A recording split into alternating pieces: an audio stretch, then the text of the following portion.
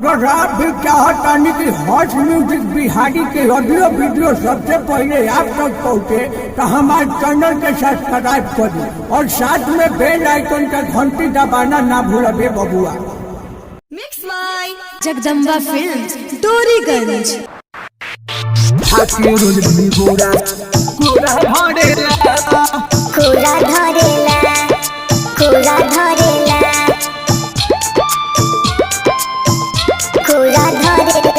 सजिया पहर गैला से मोरा जिया डरेला, सजिया पहर गैला से मोरा जिया डरेला।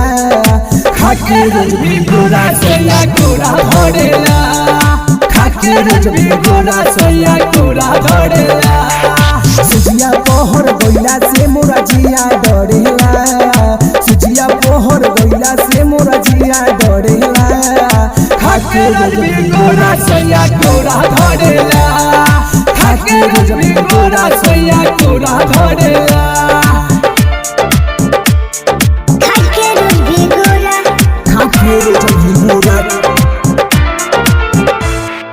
गोरा धरेला, गोरा धरेला। हमरा से रोजे रोजे करे जंग रे, नीचे से ऊपर पूरा बथे अलहंग रे, बथे अलहंग रे। हमरा से रोजे रोजे करे जंग रे, नीचे से ऊपर पूरा बथे अलहंग रे। लाजो की बात सखी के करा से कही, मन करे अरवे के घरवे में रही, मन करे अरवे के घरवे में रही। देहिया ऊपर जड़े जैसे हीटर जड़ेला, देहिया ऊपर जड़े जैसे heater जड़ेला।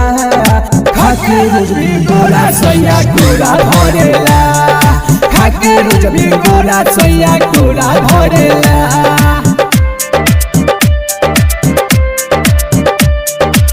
Mix by Jagdamba films Doriganj. गोरा धरेला, गोरा धरेला,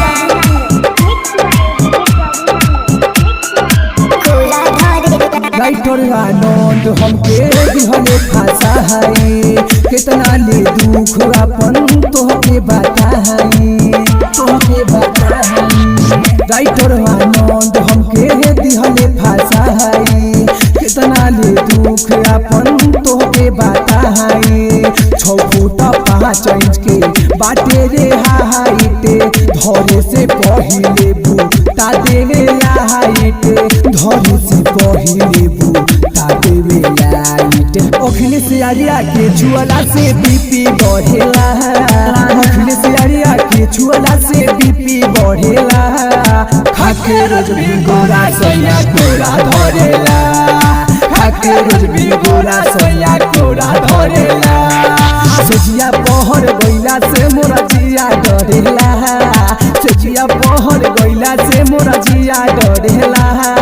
खाके रोज भी गोरा सोया गोरा धरेला, खाके रोज भी गोरा सोया गोरा धरेला। Mix by